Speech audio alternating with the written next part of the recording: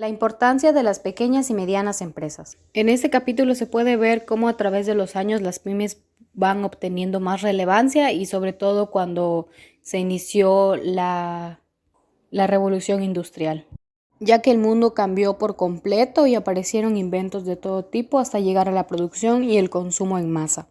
El primer tema es importancia de las pequeñas y medianas empresas. En el sector manufactura se puede ver cómo en los establecimientos la microempresa era la que ocupaba mayor porcentaje con 95.1%, mientras el menor lo ocupaban las grandes empresas con 0.4%.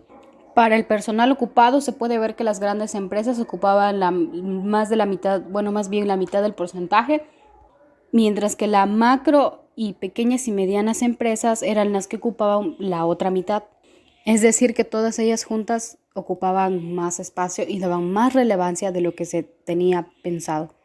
Para el sector de servicios se puede observar la misma mecánica. La microempresa es la que tiene el mayor porcentaje en el lado de establecimientos y en el de personal ocupado lo mismo, junto con las pequeñas, medianas y microempresas. Lo mismo para el sector comercio, también se puede observar esa parte. La microempresa ocupa el 94.4% en el área de establecimientos, mientras que en el área de personal ocupado ocupa la microempresa el 56.7%. Por como vimos en las gráficas anteriores, se puede ver y determinar que las pequeñas y medianas empresas son las que proporcionan más de la mitad de todos los empleos del país, incluso en actividades que no son comerciales o comercializables.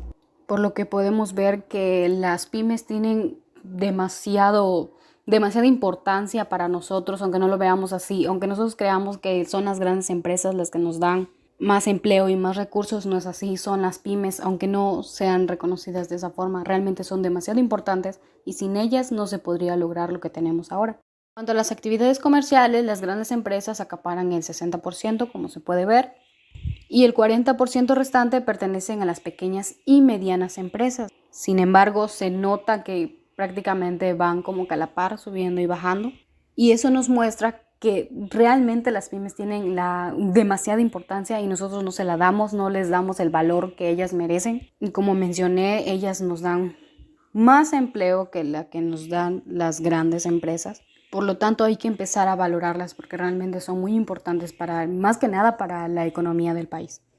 A través de los años se puede ver que la pequeña empresa ha proporcionado una de las mejores alternativas para la independencia económica, ya que ha sido de gran oportunidad para los grupos que están en desventaja económica y que han podido iniciarse y consolidarse por méritos propios, al igual que ofrecen la opción básica para continuar con la expansión económica del país. Esto lo podemos relacionar más a los pequeños proyectos que se dan o los que a veces impulsa el gobierno, ya que todos deberíamos de saber que la mayoría de las empresas grandes han empezado como pequeñas empresas, pequeños grupos familiares que fueron creciendo a través de los años. Como se mencionaba anteriormente, las pymes tienen demasiada relevancia para nosotros, ya que tienen mucha importancia en el lado económico y el empleo a nivel nacional y regional en cualquier país del que se quiera hablar o ver. Pero en este caso vamos a hablar de lo que es nuestro país, de México. Todas las empresas que existen en el país, podemos ver que la microempresa es la que ocupa más con el 93.0%. Esto lo podemos ver en la tabla que está a continuación, que es la de distribución de empresas por tamaño. Mientras que las pequeñas empresas ocupan un 2.6%, las medianas un 0.9%, las grandes empresas un 0.3%, dando un total de 96.8% en todo. Podemos ver que la microempresa es demasiado excesiva, es mucho más que el doble o el triple de cada una de las demás etapas y la distribución de sus tamaños. Todas estas estadísticas fueron hechas por el INEGI en el 2003. De forma general, ese 96.8% a nivel general en el país, representan un 67.2% de la actividad económica. Es decir, más de la mitad de los ingresos que tiene el país. Entonces, realmente podemos observar que somos muy dependientes de las microempresas, mucho más que de las grandes empresas. En esta tabla podemos ver el número y porcentaje de empresas por sector económico y del empleo. Como podemos ver, el comercio es quien más ingresos le da al país con 93%, siendo así que el número de empleados o la disponibilidad de empleos que da en todo el país a nivel general es del 32.1%. De ahí le sigue que son los servicios con 2.6% en porcentaje de importancia en el país y el porcentaje en cuanto a empleos que da es del 30.8%. La manufactura ocupa en el país el 0.9% de los ingresos y el porcentaje de trabajos que da es de 25.9%. La tabla nos muestra la composición por tamaño y sector. Como podemos ver, el sector servicios representa el mayor porcentaje de microempresas con 97.4%. Y de igual forma podemos seguir viendo que las microempresas son las que más tienen participación tanto en industrial, comercio y servicios. Esto hablando de los sectores económicos. Del personal ocupado por tamaño de unidades y ramas, seguimos viendo en esta tabla que las microempresas son las que más ocupación tienen o más empleo dan en todo el país. Y como podemos ver, quien da más empleos en tanto al sector económico es el comercio, como se había visto anteriormente. El comercio es el que tiene más fuente de ingresos para el país. Así que en este caso, los que lideran más en cuanto al personal ocupado, que son los empleos que se dan, es el comercio en las microempresas. Y un dato curioso que podemos ver que es que las microempresas, a pesar de que dan más empleos, siguen siendo las que menos personal necesitarían o ocupan, o sea que dan un buen ingreso o un buen salario en este caso. La categoría jurídica por tamaño de empresa y de rama, en este caso la industrial, que es la que se va a ver en esta tabla, podemos observar que las dos categorías jurídicas más importantes por las cuales operan las empresas son la física y la sociedad mercantil. La primera con 89.8% y la segunda con 9.6% del total. Y realmente estos datos no son como que muy conocidos o quizás no le damos mucha importancia, pero son realmente necesarios saber y conocer. Vamos con la categoría jurídica por tamaño de empresa y rama, pero en esta ocasión el comercio. En esta tabla la persona física lidera con 92% y la sociedad mercantil con 7.4%. Pero aquí lo curioso e interesante es de que la microempresa, en su mayoría, el 94.3% fue registrado como persona física, mientras que las grandes empresas solamente es el 0.8% que se registra como persona física. Podemos observar que a ellos como que les conviene o se registran más en lo que es sociedad mercantil. Tenemos la categoría jurídica por tamaño de empresa y rama, que en este caso es de servicios, la última que nos queda.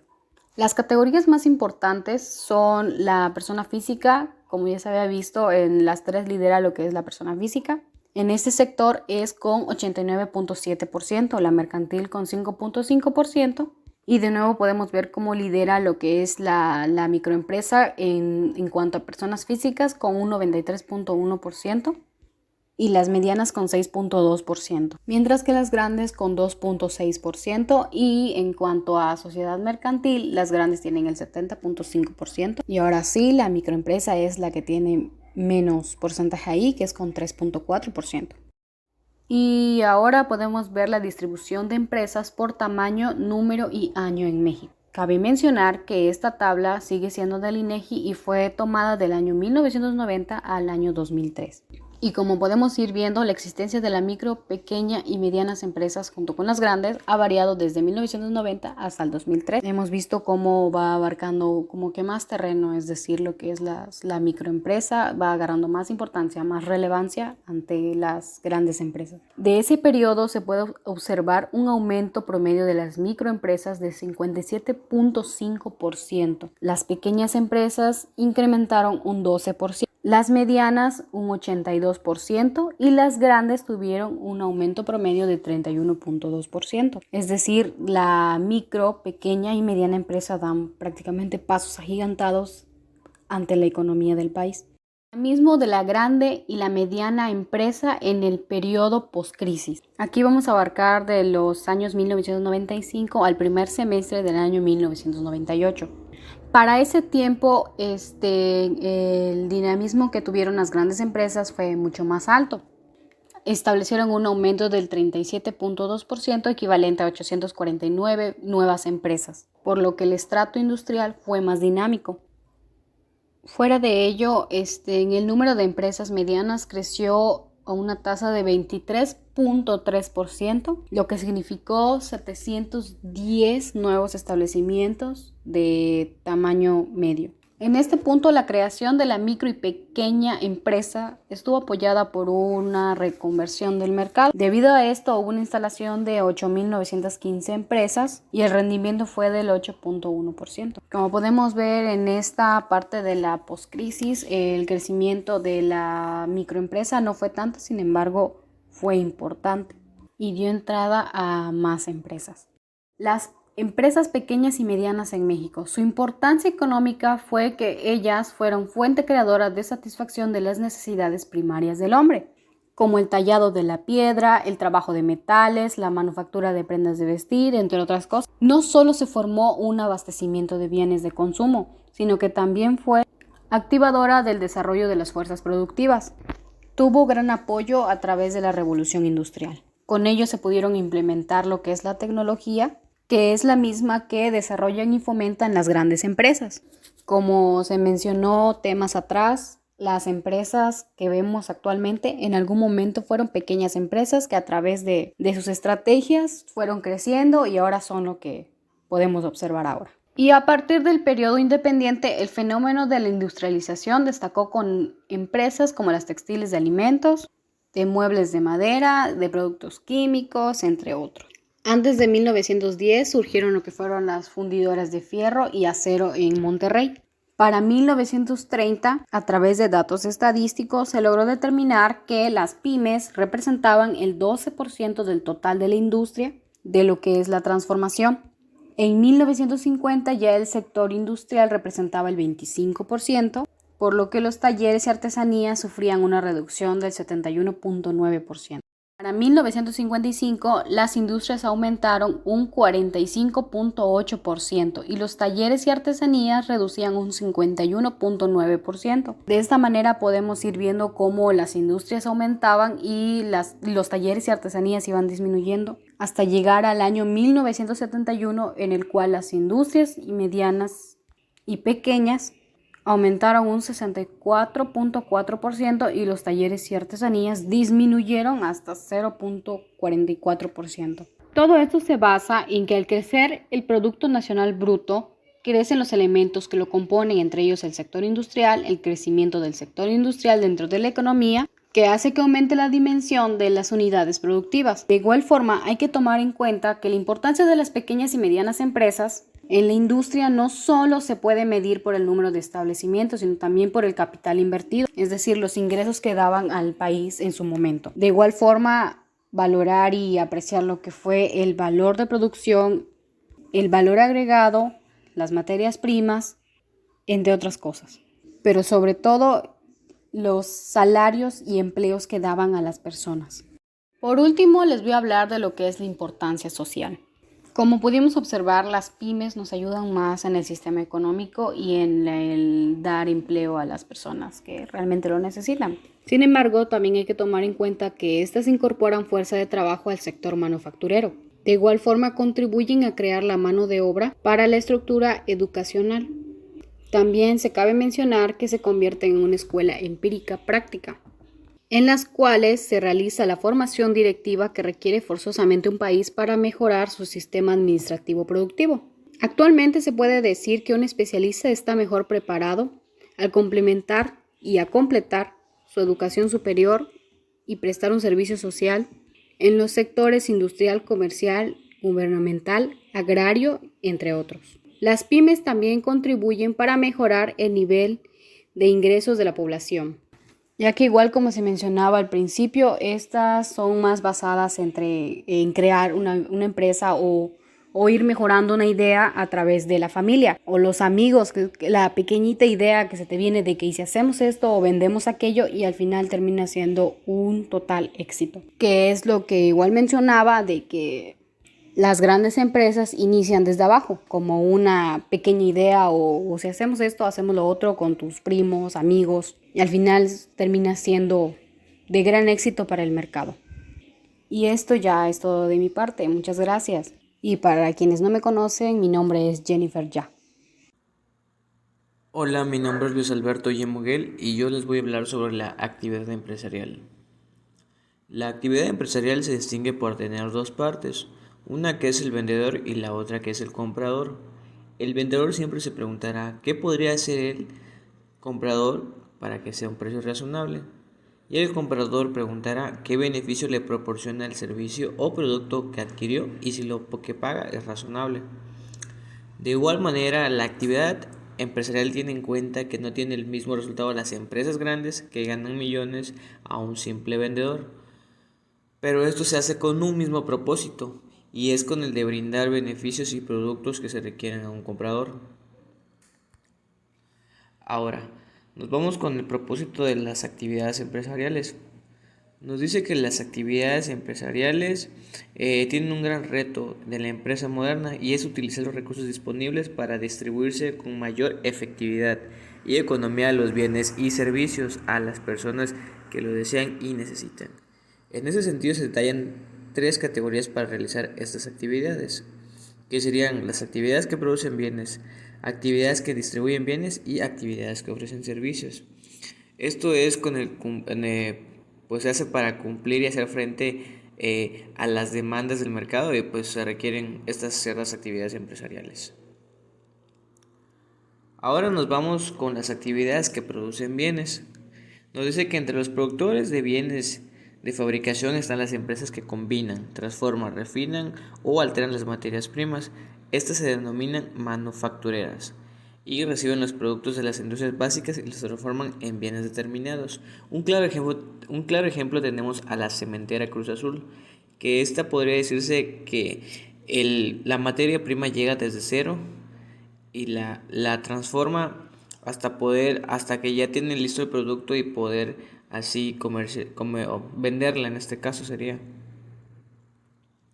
Ahora nos vamos con las actividades que distribuyen bienes. Una vez que los insumos son mercancías, deben ponerse a disposición de los consumidores. Las empresas que compran y venden mercancías que la transportan desde el productor hasta el consumidor reciben el nombre de empresas distribuidoras. Aquí podemos ver que el producto en sí ya está listo y solo este tipo de empresas solo se dedica a distribuirles como tal. Podría decirse que no tiene pues intervención en la creación del producto. Ahora nos vamos con el último punto, que serían actividades que ofrecen servicios. Nos dicen que algunas empresas no producen bienes y tienen otras actividades como son los servicios de transporte, los comerciales, la comunicación, los financieros, los públicos, los profesionales y los personales. En este caso podría decirse que pues este tipo de empresas no te da un producto tangible, te da un producto intangible el cual pues pueden ser uno de estos que ya han sido mencionados. Seguimos con lo que son las perspectivas de las pequeñas y medianas empresas. Nos menciona el libro que es casi imposible predecir con exactitud los detalles de la tendencia futura de estas empresas. Sin embargo, existen índices al respecto, como son los nuevos proyectos y servicios, avance tecnológico, aumento en la especialización, tendencia a la fusión, el cambio a empleos burocráticos y aumentos en la interdependencia. Los nuevos proyectos y servicios sería la competencia entre las empresas y el crecimiento del mercado de consumo. Eso hace introducir nuevos productos y servicios. Los avances tecnológicos se podría determinar como las mejoras constantes que tienen la capacidad de utilizar maquinaria, así como para elaborar nuevos productos a ritmo cada vez más acelerados. Pues eso se consigue a través del nuevo avance tecnológico. El aumento en la especialización podría ser algo paralelo al avance tecnológico, ya que esto hace que todas las actividades se vuelvan productivas.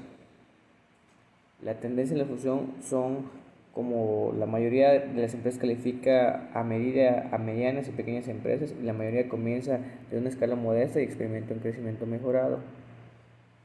Los cambios burocráticos siempre está buscando métodos para disminuir el volumen de trabajo y realizar pues nuevas necesidades de su existencia. Esto hace que las máquinas tengan más intervención en los trabajos y se vaya eliminando poco a poco pues, lo que es la mano de obra humana. El aumento en la interdependencia se considera así como pues, el nivel en el que el hombre se ha especializado más en sus habilidades y esfuerzos productivos y se ha vuelto pues, cada vez más dependiente hacia los demás para obtener los bienes y servicios que requieren. Seguimos con lo que sería la oportunidad de la carrera empresarial. Los autores Robinson y Hall consideran que existen oportunidades ilimitadas para que las personas preparadas encuentren un empleo bien remunerado en los negocios. Nos menciona que cuando un estudiante de administración se gradúa, se plantea un dilema por entrar por sí mismo al mundo de los negocios o trabajar a cuenta de otro. Esto se contrasta en el dilema por las ventajas y las desventajas. La carencia de buenos directivos. Aún sea la persona que trabaja para otro partícipe en los negocios por cuenta de riesgos propios, deberá saber que la capacidad para dirigir con éxito es la cualidad más apreciable en el ámbito de los negocios. Ahora nos vamos a lo que son las ventajas y las desventajas. Iniciaremos con lo que son las ventajas. Ventajas para trabajar para otro. La primera sería la oportunidad de adquirir experiencia. Adquirir experiencia significa en este ámbito adquirir todas esas aptitudes que aún no tienes o no cuentas con ellas a través de un empleo de otra persona u una empresa. La segunda es la responsabilidad limitada. Trabajar para otra persona presenta una responsabilidad menor a la cual si uno fuera propietario. Es responsable solo de su trabajo y no se debe preocupar por problemas de mayor importancia. La tercera es tener una ventaja en el riesgo financiero reducido. El libro nos menciona que la persona labora para otra, no tiene ningún tipo de capital invertido en la empresa. Esta solo está en sí como un trabajador o empleado. Esto quiere decir que todos esos daños o esos riesgos que tenga la empresa no le afectarán a él. La cuarta se representa como los ingresos constantes. Esta cuarta desventaja es una ventaja más agradable por la seguridad de disfrutar de ingresos constantes. Quien trabaja para otra persona sabe que obtendrá puntualmente su sueldo. Y finalmente tenemos la ventaja del beneficio extra. Estas ventajas se muestran como prestaciones que cierta empresa pues ofrece a sus empleados.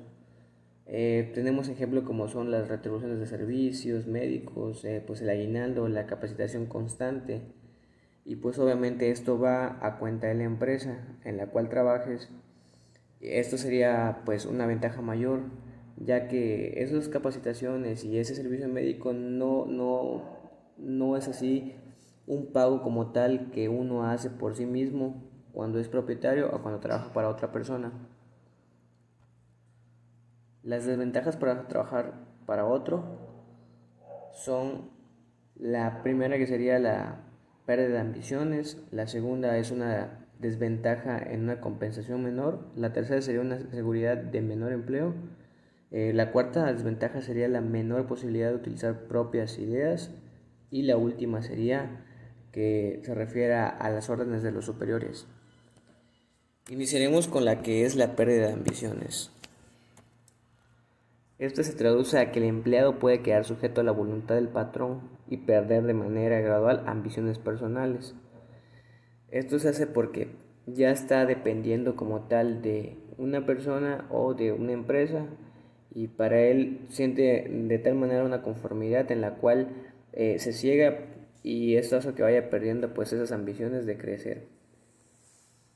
La segunda desventaja, que sería una compensación menor, esta se traduce en que un negocio consigue éxito real, por lo general habrá una mayor compensación económica para el propietario, no para los empleados. La tercera desventaja es la seguridad de menor empleo. Aunque el empleado realice de manera adecuada su trabajo, existe siempre la posibilidad de que sea reemplazado. Esta es la posibilidad de la que la empresa no prospere o existan cambios en la alta dirección. La cuarta desventaja, podemos ver que con frecuencia el empleado de una empresa grande posee pues buenas ideas. Esto, pues un ejemplo sería sobre las mejoras de un producto, acerca de la realización de una oferta. Eh,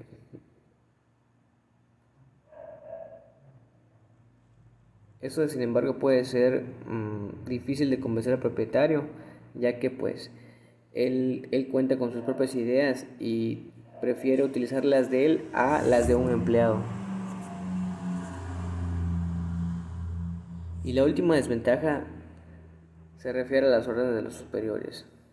Esto se dice que no cualquier persona siente el deseo de ser su propio jefe. Nos agrada ser responsables solo ante nosotros mismos y no aceptar órdenes de nadie. Es probable que el propietario de una empresa alcance en esta meta, pero el empleado siempre debe conformarse con algo menor. Debe hacer lo que le digan, aceptar la crítica por algunas cosas que hace y responder a otras. En conclusión, hay personas que encuentran una mayor dificultad para adaptarse a la disminución de su independencia. Seguimos con lo que son las pequeñas y medianas empresas en los objetivos nacionales. México está en el tiempo o en la etapa de hacer conexiones de tal manera que los beneficios obtenidos en estos procesos sirvan para sacar de la marginación y de la miseria a los compatriotas. Hace falta profundizar en crear conciencia y responsabilidad de uno de los factores del cambio, el empresario de la pequeña y mediana empresa.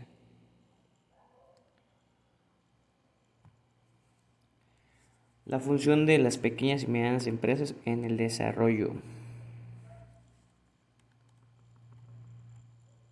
Nos dice que existen tres aspectos donde las pequeñas y medianas empresas cumplen una función definida dentro del desarrollo general del país. La primera sería llenar vacíos en la producción. La tercera es crear y fortalecer una clase empresarial. Y por último está proporcionar números de empleados.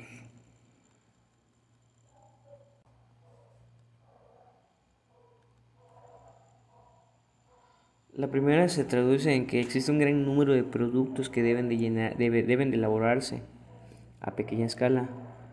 Por ejemplo, cuando un producto es nacional o es tan reducido, en este caso pues tiene que producirse poco y tal vez requiera una fábrica con maquinaria y procesos de organización específicamente adaptados a la producción por fabricar.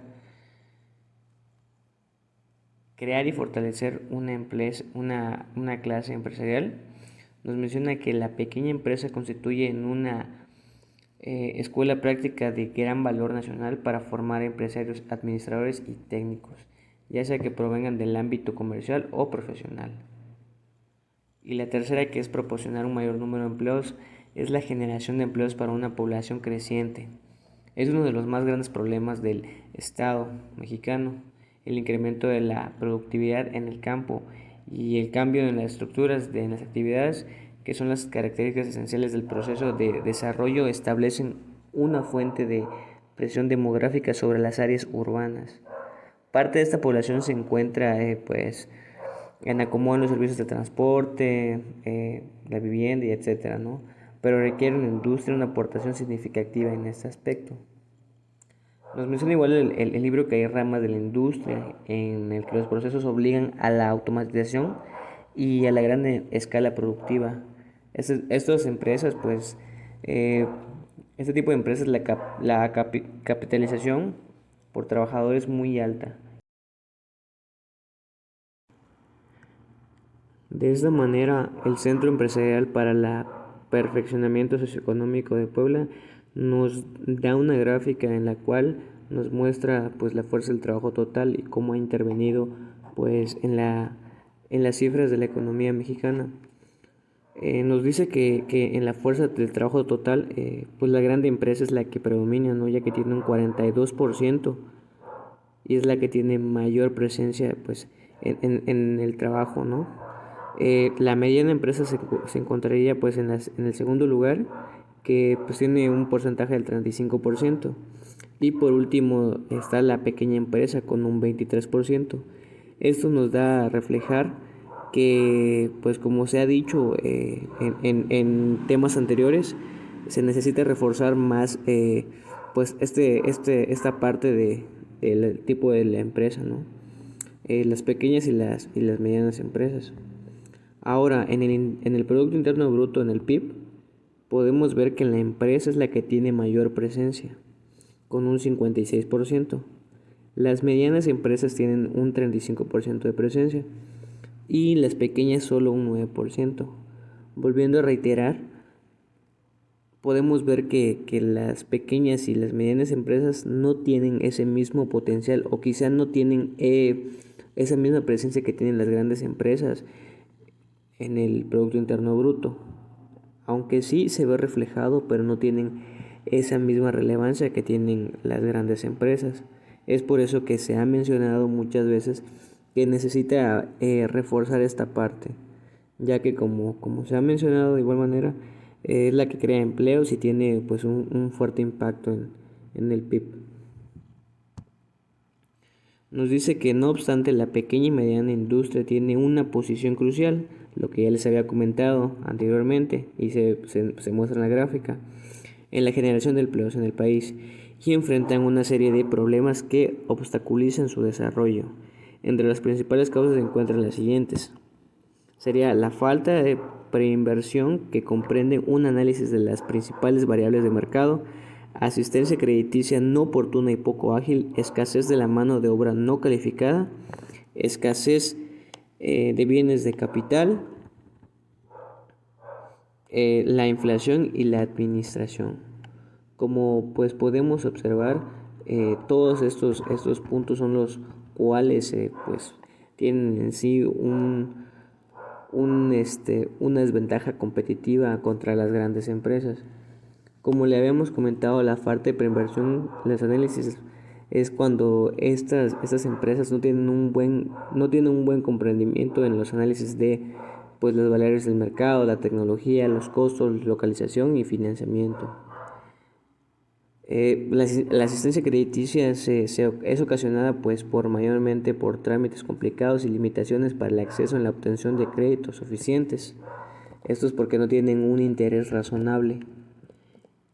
En la escasez de la mano de obra pues incrementan algunos costos y retardan la manera parcial de la productividad. En la concentración de industrialización limitada pues no tienen el aprovechamiento, o lo tienen quizá, pero pues no ofrecen otras zonas industriales del país en comparación con las pues extensiones fiscales e incentivos que otorgan los gobiernos de los estados en las zonas económicas conocidas.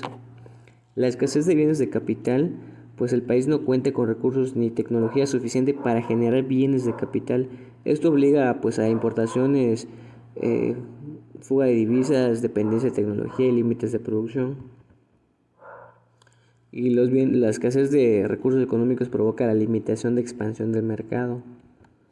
Los factores institucionales de la pequeña y mediana empresa reciben pues una mínima atención en las decisiones acerca de las políticas y los mecanismos de acción, pues que toman esas las asociaciones industriales.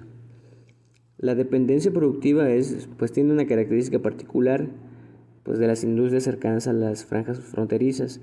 La localización de empresas maquiladoras se presenta como resultado en el dominio económico y comercialización de empresas que requieren la mano de obra nacional y aprovecha la necesaria generación de empleos. Esto provoca que pues las maquiladoras medianas en su mayoría prefieran este sistema de trabajo en vez de realizar expansiones y penetración al mercado con productos propios. Y pues como que ya conocemos, la inflación es la incidencia del proceso inflacionario, pues el aumento de los precios y los costos de la producción. Ahora nos vamos al perfil de las empresas pequeñas y medianas en México. Nos menciona que es el establecimiento y la operación de estas empresas es el resultado del deseo humano de satisfacer las necesidades del carácter material. Ambos tipos de empresas le dan seguridad a sus colaboradores, como consecuencia de su menor grado de especialización, así como de mejores oportunidades para desarrollarse. Y por último, vamos con la situación actual de las empresas y medianas en México. Nos dice que el futuro de México dependerá de un gran porcentaje del crecimiento de las medianas y pequeñas empresas, no solo el volumen de empleos que generan y la cantidad de establecimientos, sino porque tienen un tamaño que les permite realizar con eficacia y flexibilidad la fabricación de insumos. Y pues esto sería en cuestión de la actividad empresarial. Bueno, continuando con los subtemas finales del capítulo 3, nos dice que la microempresa son las empresas ya sean industriales, comerciales o de servicios que emplean entre lo que son 1 a 15 empleados o personas y cuyo valor de sus ventas anuales sea el que determine lo que es la Secretaría de Comercio y Fomento de la Industria, por sus siglas la SECOFI. En resumen, la lectura nos dice que una microempresa es una organización con propietarios o dueños y administración independientes, que no domina el sector de la actividad en que opera. Igual manera tiene una estructura organizacional muy sencilla, que no ocupa más de 15 empleados y que sus ventas anuales no sobrepasen los 30 millones de pesos. Igual nos habla del análisis de las causas del surgimiento de la microempresa, que vienen siendo resultados de la profunda crisis económica y política que ha tenido México desde las 2 últimas décadas. Y nos dicen que las microempresas son auténticos eslabones de la producción, debido a que generan la mayor cantidad de empleos y son las que más exportan. Según aquí en México se cuentan con 95.5% de microempresas, de las cuales el 4.1% son pequeñas y medianas empresas, mientras que el 0.3% son empresas grandes.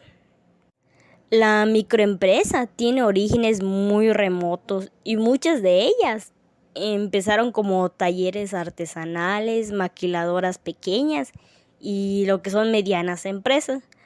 Lo que fue en la década pasada, las políticas económicas fueron pues todo lo contrario, ya que la promoción de las exportaciones y la sustitución de las importaciones solo favorecieron a lo que son a las medianas y grandes empresas, generando desempleo y endeudamiento del sector privado y por lo tanto de nuestro país. Frente a este panorama hubo un crecimiento de las microempresas, generando una salida benéfica a la crisis económica en lugar de repercutir en el desempleo con una crisis social mayor. De hecho, si la mitad de las inversiones se dieran a microempresas, pues estas ayudarían contribuyendo a dando más empleo a lo que son los mexicanos. Bueno, otros subtemas importantes que tocan son los problemas de la microempresa y los objetivos del programa de modernización y desarrollo de la micro, pequeña y mediana industria. Que en cuanto a los problemas de la microempresa, tenemos que a pesar en este tipo de empresas de tan reducido tamaño, con frecuencia se considera que esta característica proviene pues de su incapacidad para desarrollarse y que además la sitúa en una posición desventajosa frente a lo que son las medianas y grandes empresas.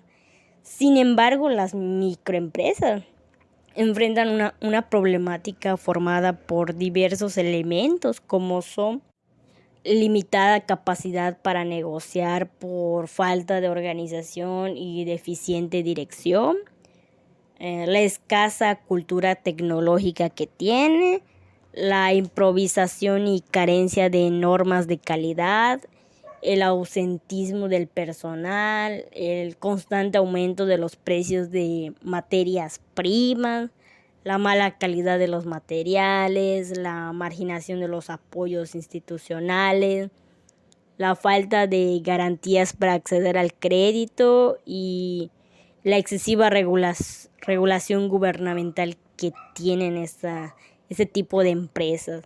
En cuanto a los instrumentos de fomento a la micro y pequeña y mediana empresa, al menos en México, que hasta en 1985, cuando se promulgó la primera ley de fomento a la pequeña y mediana industria, que no, pues al parecer no dio como que resultados positivos.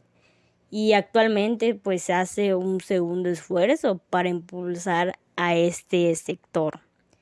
El gobierno federal, mediante la Secretaría de Comercio y Fomento Industrial, la SECOFI, ya mencionado anteriormente, ha elaborado el Programa de Modernización y Desarrollo de la Micro, Pequeña y Mediana Industria, que se dio a conocer el 28 de febrero de 1991. Teniendo como objetivo fortalecer a ese tipo de sector económico. Pues en la pantalla se puede ver los objetivos del programa de modernización y el desarrollo de la micro, pequeña y mediana industria. Son los ciertos puntos que ese programa tenía. Otro subtema que es importante son lo que son las empresas familiares, que un gran porcentaje del total de micro, pequeñas y medianas empresas están catalogadas como familiares o sociedades entre amigos o parientes. Según Morales López, la define como aquella en la cual los propietarios, los que la operan y quienes toman decisiones estratégicas y operativas son miembros de una o varias familias. En cuanto a su importancia, pues juega un papel muy importante para el desarrollo económico tanto nacional como mundial. En cuanto a los sectores económicos, la empresa familiar se distribuye en su mayor parte en el sector comercial. De ahí le sigue el sector de servicios y por último el sector industrial. El gran reto de las empresas familiares es apoyarlas en cuanto al aspecto técnico, diría yo, y administrativo, para que se estructuren de una manera correcta y crezcan sanamente y sirvan como base para las nuevas generaciones que las lleguen pues a heredar como quien dice. Los aspectos claves de la empresa familiar, pues gran cantidad de micro y pequeñas empresas. Es administrada pues por familias, ese sería como que la clave y esto influye en su operación cotidiana. En ese sentido pues existen diversos aspectos clave de la empresa familiar que se deben considerar. Un subtema de lo que es la empresa familiar es la propiedad familiar, que según la evolución de este tipo de empresas queda definida como el paso de las generaciones mediante 3 círculos, lo que es la empresa, propietario y familia. Su origen se presenta cuando el empresario crea su empresa, la desarrolla hasta que llega a una edad avanzada y luego planea pues retirarse. En ese momento pues puede coexistir ya 3 generaciones simultáneas en la empresa y las cuales están divididas en 3 etapas. En la primera etapa, según el fundador, cuenta con una edad de entre 25 a 35 años. Tiene hijos de entre 1 y 10 años de edad y sus objetivos serán crear un equipo administrativo. Bueno, la propiedad familiar. La evolución de este tipo de empresas queda definida con el paso de las generaciones mediante 3 círculos, lo que es la empresa, el propietario y la familia. Su origen se presenta cuando el empresario joven crea su empresa, la desarrolla hasta que llegue a una edad avanzada y luego planea retirarse. En ese momento pues pueden coexistir ya 3 generaciones simultáneas en la empresa, las cuales son, bueno, hay 3 etapas en la propiedad familiar. La primera etapa es que el fundador cuenta con una edad de 25 a 35 años. Tiene hijos de entre 1 y 10 años de edad. Sus objetivos serán crear un equipo administrativo y establecer planes y controles necesarios para obtener recursos organizacionales para darle continuidad a su empresa y dirigir de manera adecuada al personal. De ahí tenemos lo que es la segunda etapa, que el empresario ya tiene la edad de entre 40 a 55 años. Sus hijos entre 18 y 25 años están por concluir los estudios universitarios, además de estar llamando a la puerta de la empresa. La tercera etapa, el empresario tiene una edad entre 55 y 70 años. Sus hijos ya son muy maduros y tienen la edad de entre 25 a 35 años de edad. Y ambas generaciones trabajan en la empresa y el mayor reto es lograr una relación de cooperación y coordinación entre ambas. El plan patrimonial consiste en que un empresario al final de su carrera productiva debe tomar decisiones cruciales, como decir si la empresa seguirá o no bajo la dirección de su familia o en caso extremo se venderá o esta se va a cerrar. La sucesión en la empresa familiar, para decidir quién será el sucesor, deben considerarse las necesidades futuras de la empresa y no hacer una réplica de los requisitos del pasado. Una sucesión mal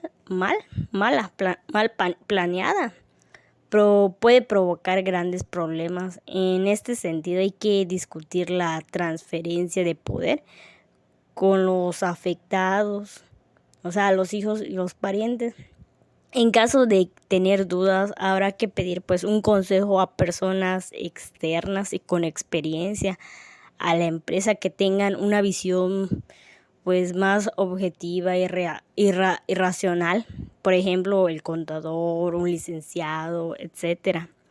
Y cuando llegue el momento en que el propietario transfiere su propiedad, puede analizarse y ponderarse pues ciertas opciones, las cuales son vender la empresa, fusionarse con otra, transferirla a la familia o transferir la empresa a los ejecutivos claves y empleados.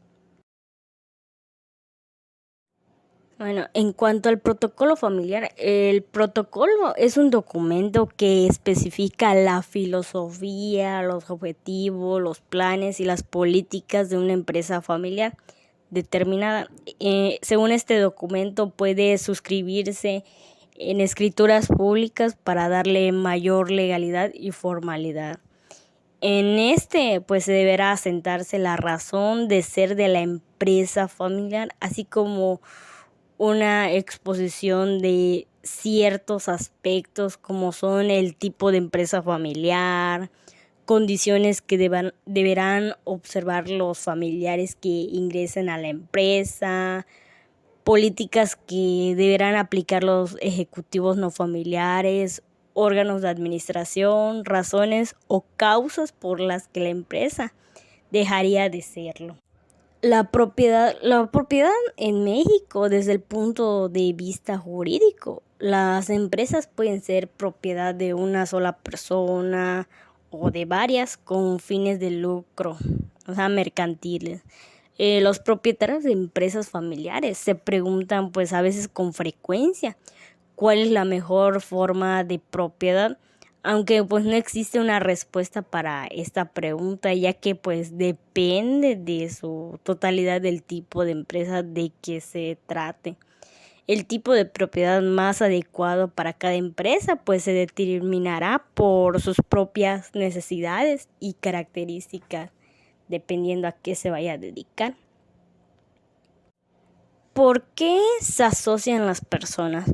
Pues una sociedad empresarial está compuesta por dos o más personas. La sociedad puede establecerse casi sobre cualquier base de los socios deseen, y debido a su naturaleza voluntaria, se forma con mucha rapidez. También se reúne los talentos emprendedores y el capital de los que se une como socios. Las razones principales para buscar socios en un negocio son la amistad, la falta de recursos financieros, la complementariedad de actividades y entre otras razones. Bueno, ya para finalizar el último subtema del capítulo 3, que es el espíritu de empresa y la educación. Por naturaleza, una persona que asume riesgos en forma constante sabe que emprender algo requiere pues arriesgarse, fracasar y volver a empezar. Tiene una idea fija en la cabeza y lo va a lograr, aunque le cueste pues problemas de todo tipo. Lo importante es que él sabe que hay que pues arriesgarse siempre a crear una empresa o alguna meta. Es por ello que se debe crear y promover una filosofía del emprendedor, lineamientos, reglas o maneras básicas de pensar para que quienes deseen pues puedan y emprendan el camino para convertirse en hombres de empresa. Bueno, en el pasado, pues el espíritu de empresa, la propiedad y la administración de empresas no constituían una parte importante en los programas de enseñanza a niveles de medio y superior. La mayoría de estos programas universitarios enseñaban cómo convertirse en gerentes o empleados administrativos de grandes y muy grandes empresas. Lo que es a partir de la década de los 80, ciertas instituciones de educación superior a nivel mundial se han preocupado por aumentar el número de cursos y programas relacionados con el espíritu de empresas, simulando pues empresarial, programas de emprendedores, etcétera, y de administración de pequeñas y medianas empresas o microempresas.